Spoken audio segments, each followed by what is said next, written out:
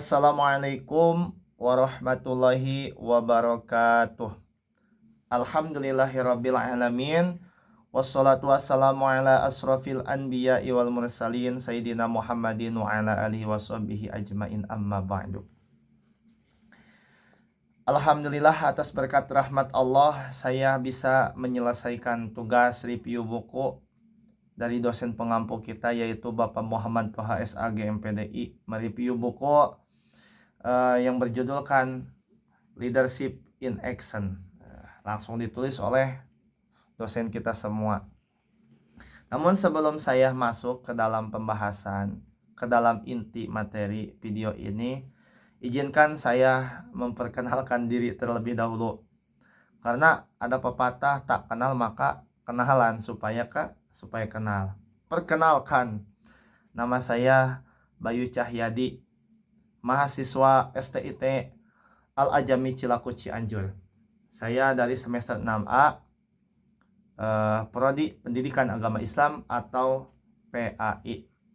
Nah, oke teman-temanku sekalian, di sini saya akan mengambil satu materi atau judul yang membuat saya menarik dan membuat saya ingin membahasnya, yaitu mengonsepkan kurikulum merdeka deep learning. Nah, di dalam pembahasannya ini ada satu yang bikin saya menarik, yaitu kurikulum berbasis cinta atau KBC.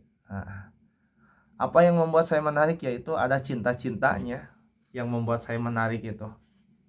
Nah, jadi teman-temanku, yang saya ingin bahas di video ini yaitu tentang kurikulum berbasis cinta. Kurikulum berbasis cinta itu menempatkan rasa cinta atau empati mahabbah kita kepada Allah Subhanahu wa taala dan Rasul-Nya. Itu yang paling tinggi, yang paling utama itu. Menumbuhkan empati kita, rasa cinta kita kepada Allah dan Rasul-Nya. Yang kedua, cinta pada diri kita sendiri, cinta kepada sesama teman, cinta kepada lingkungan, cinta kepada ilmu. Nah, dan lingkungan sebagai motor, yaitu penggerak belajar. Kalau lingkungan belajar kita enak, maka belajar kita juga akan enak. Kan kalau tempat belajar kita itu gerah, panas, ya tidak enak kepada belajarnya juga, tidak nyaman. Jadi kalau kita ingin nyaman belajar, yaitu harus nyaman dulu tempatnya. Begitu. Karena di dalam kitab Imriti, kip mau kipan saida, diamlah di tempat yang diridhoi. Nah, begitulah, yaitu tempat belajar. Nah, adapun fungsi KBC adalah menumbuhkan empati kita, karakter luhur, dan mencegah pendidikan menjadi mekanis yang kering akan nilai kemanusiaan. Jadi bisa kita lihat dan bisa kita simpulkan, bisa kita logikakan pendidikan sekarang ini kenapa ya jauh sekali dari nilai-nilai pendidikan zaman dulu. Lebih modern, lebih jauh dari nilai-nilai kemanusiaan, nilai-nilai keagamaan. Yang pertama, tentang perpisahan, itu tidak mencerminkan terhadap pelajar. Yang sering kita lihat, kok perpisahan itu joget-joget. Bahkan netizen-netizen dari luar negeri pernah mengomentari tentang perpisahan di negara Indonesia. Nah, itu harus hati-hati karena kita mengupload ke media sosial, ke TikTok, Facebook, atau Instagram, itu yang melihat bukan sekolah kita saja, tapi seluruh dunia bisa melihat kita. Makanya hati-hati. Kalau kita menggunakan media sosial, harus dipergunakan kepada kebaikan. Karena mandala alal khairihi kafailihi, barang siapa yang menunjukkan kepada jalan kebaikan kepada orang lain, maka tidak akan mendapatkan pahala sepertikan orang yang melakukannya. Sebaliknya, kalau kita menunjukkan ketidakbaikan kepada orang lain, maka dosanya akan ke kita dan kepada orang yang melakukannya, karena orang lain melihat terhadap kita melakukan kejelekan itu yang harus kita jaga dan harus hati-hati di dalam media sosial begitu, supaya dihindarkan dari nilai-nilai yang seperti itu. Nah, hadirlah kurikulum berbasis cinta supaya lebih menempatkan rasa dan empati kita dan karakter luhur terhadap leluhur kita dan pendidikan-pendidikan zaman dahulu. Jadi hadirnya teknologi yang berkembang pesat itu bukan untuk untuk bisa menjauhkan kita dari nilai-nilai yang baik. Justru hadirnya teknologi itu supaya kita bisa menyebarkan kebaikan itu kepada orang lain, supaya orang lain itu tertarik terhadap kebaikan kita. Adapun prinsip-prinsip KBC yaitu ada 5. Yang pertama, cinta kepada Tuhan Yang Maha Esa. 2, cinta kepada sesama manusia. Yang ketiga, cinta kepada ilmu pengetahuan. Yang keempat, cinta pada lingkungan. Yang kelima, cinta kepada bangsa dan negara. Nah, yang 5 ini yang harus kita ketahui dan yang harus kita tanamkan di dalam diri kita kalau kita mempelajari kurikulum berbasis cinta. Karena lebih meninggikan rasa cinta kita. Karena di dalam kitab pun pernah dipelajari oleh saya, yaitu kalau kita belajar itu harus menggunakan rasa, harus dengan hati yang tenang. Karena kalau kita belajar tidak tenang, ya gak bakal masuk ke dalam hati kita. Jadi belajarnya kita itu hanya cuma duduk saja, tidak akan masuk ke dalam otak. Begitu. Nah, itu sedikit pembahasan dari judul saya tentang KBC. Sekarang saya ingin mengkontribusikan, ingin memasukkan tema saya kepada buku Leadership in Action. Karena ini luar biasa yang mengarang buku ini. Sangat menarik sekali dan sangat membantu sekali. Apalagi di usia-usia saya yang segini. Karena ini akan menjadi arahan bagi kita semua. Nah, sebelum kita masuk ke dalam halaman 79, kenapa saya langsung ke halaman 79? Karena di halaman itu yang bikin saya menarik, yang ingin saya sampaikan, yaitu di halaman 79. Karena sebelum kita masuk ke halaman 79, nah di sini ada satu kutipan dari Al-Quran, yaitu di dalam surah An-Nisa ayat 86, yang artinya, apabila kamu diberi penghormatan oleh orang lain, maka berikanlah penghormatan kamu kepada orang lain yang memberikan penghormatan kepada kita. Jadi sikapku padamu tergantung sikapmu padaku. Kalau kamu baik kepadaku, maka saya juga akan baik kepadamu. Begitu intinya. Tapi ada lawan dari itu mah di dalam kitab ada tihalatu yahfainataiha sodakoh. Sombong kepada orang yang sombong itu adalah sodakoh. Nah, itu lawan dari dari pembahasan yang tadi. Jadi lawan katanya itu, kalau kita disombongi oleh orang lain, sombongilah orang lain itu, karena itu bukan dosa tapi sodakoh buat kita. Begitu.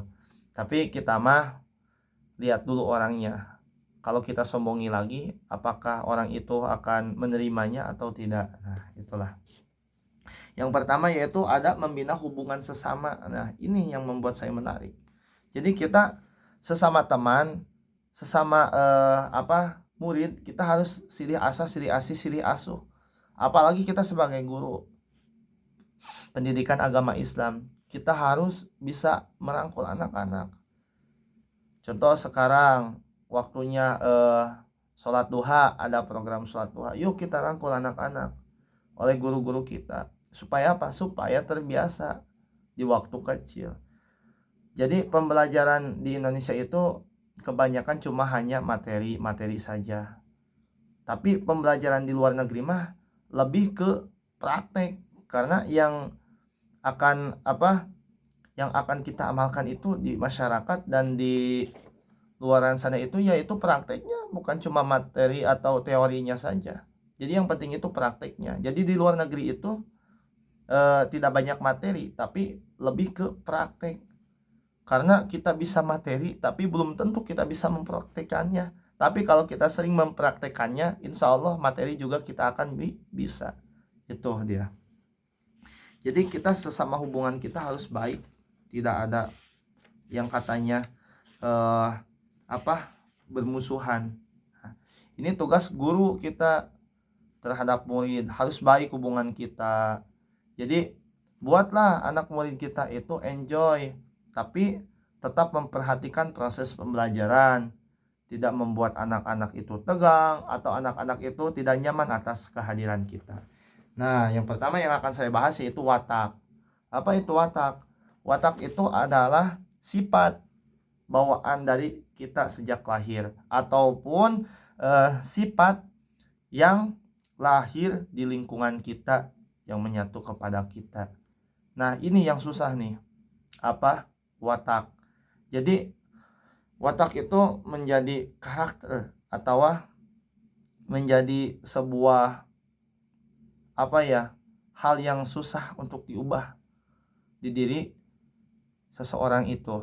Contoh, watak anak ini mah pemalas. Nah, ini nih tugas sebagai guru, kita harus merubah anak-anak yang malas menjadi anak yang rajin. Gimana caranya? Ya kita berikan pendekatan dan kita dekatkan dengan orang-orang yang rajin supaya kita bisa kebawa rajin gitu.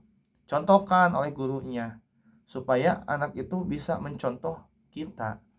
Jadi anak mah itu lebih cepat melihat yang dia lihat, atau lebih cepat melakukan apa yang dia lihat anak-anak mah. Apalagi anak-anak sering mencontoh gurunya. Nah, kita sebagai guru harus disiplin. Tidak boleh mencontohkan hal yang jelek kepada anak-anak murid kita. Nah, bila ada anak yang pemalas, rubahlah anak itu supaya menjadi anak yang rajin.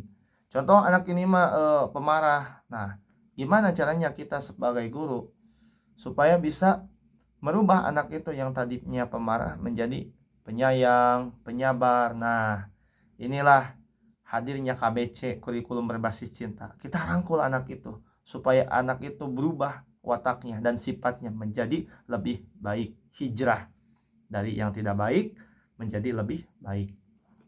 Yang kedua yaitu ada bakat. Bakat ini bakat masih sudah bawaan ya bakatnya. Jadi contoh, anak murid punya bakat suara, punya bakat sekarang dari kerajinan tangan seperti kaligrafi, bakat dalam public speaking dari berbicara. Tapi bakat juga bisa sih dipelajari. Nah, kita sebagai guru harus bisa melihat anak murid kita, memperhatikan anak murid kita. Untuk anak murid yang mempunyai bakat, nah guru itu harus mengembangkan bakat anak itu supaya bisa diasah, supaya bisa anak itu berkembang lebih baik. Dari bakat suara, kita latih vokalnya. Barangkali di masa depan dia itu menjadi qori internasional, atau menjadi pendakwah, atau menjadi penyanyi dan sebagainya. Tapi lebih bagus kepada hal-hal yang bermanfaat menurut syariat Islam. Yang kedua yaitu anak itu mempunyai bakat di dalam public speaking. Nah, latih, kita sebagai guru harus melatih anak itu supaya bisa berkembang anak itu menjadi lebih baik, lebih melesat, dan lebih bagus public speakingnya. Barangkali dia bisa itu menjadi penceramah di masa depan. Nah, ini kita sebagai guru harus bisa memperhatikan itu. Jangan ini ada anak mempunyai bakat, dibiarin saja, tidak dilatih. Jangan seperti itu. Harus kita kembangkan anak itu supaya lebih matang bakatnya itu, supaya bisa mengharumkan nama sekolah, bagus-bagus bangsa dan negara. Nah, itu. Siapa yang tidak bangga mempunyai anak murid berbakat? Nah, itu harus kita latih, jangan dibiarin saja sebagai guru. Yang ketiga yaitu minat. Di dalam belajar itu harus ada minat ya. Jadi susah sih di zaman sekarang mah. Jadi lebih sedikit minat anak-anak itu untuk belajar. Jadi sekolah itu anak-anak sekarang mah supaya bisa kerja. Jadi bukan untuk mencari ilmu. Dari awalnya saja udah salah niatnya. Ya Allah Subhanahu wa taala pun tidak memberikan ilmu pada dia. Sedikit saja. Karena dari awal salah niatnya. Kan di dalam kitab juga diterangkan harus bagus dulu niatnya.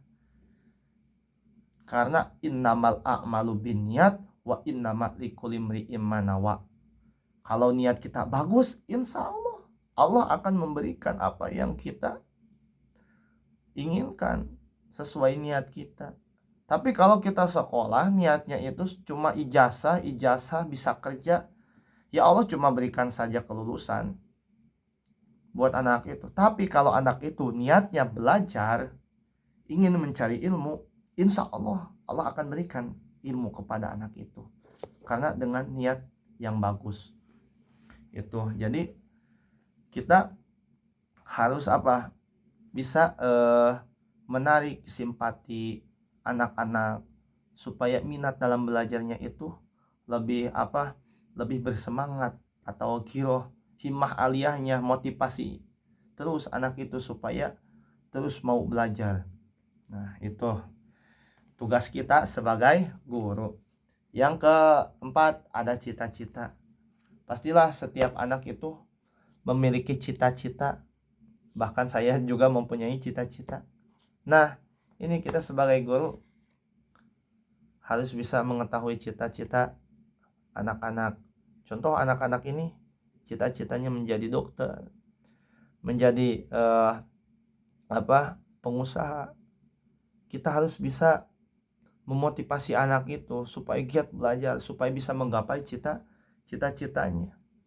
Karena Sayyidina Ali pun pernah berkata begini, kalau ada ilmu di atas bintang suraya, niscaya saya akan mengejarnya. Itu adalah cita-cita Sayyidina Ali dan kecintaan dia terhadap ilmu. Bahkan kalau ilmu ada di dalam bintang suraya, dia ingin mengejarnya. Nah, kita pun cita-cita harus begitu, setinggi langit. Yang dimaksud setinggi langit itu, ya kita harus bisa berjuang menggapai cita-cita kita. Jangan menyerah. Kalau pepatah orang tua zaman dahulu, ulah keok samemeh dipacok. Jadi kita harus terus mencoba dan berusaha. Kita jatuh terus berdiri. Kita gagal terus lanjut. Tidak ada proses indah diraih dengan mudah. Jadi masa depan yang indah tidak akan diraih dengan mudah gitu. Yang terakhir, kelima, yaitu sikap. Nah, sikap ini ada sikap positif, ada sikap negatif. Ya, sikap positifnya itu sikap anak itu bagus. Kita harus bisa merubah sikap anak yang negatif itu bisa menjadi positif. Anak ini sikapnya negatif, suka membawa anak yang lain itu kepada hal-hal yang buruk. Nah, kita lebih fokus prioritaskan anak yang mempunyai sikap negatif. Karena takut anak yang satu itu bisa membawa anak-anak yang baik kepada hal-hal yang buruk. Karena anak-anak mah lebih susah diajak kepada kebaikan dibanding kepada keburukan.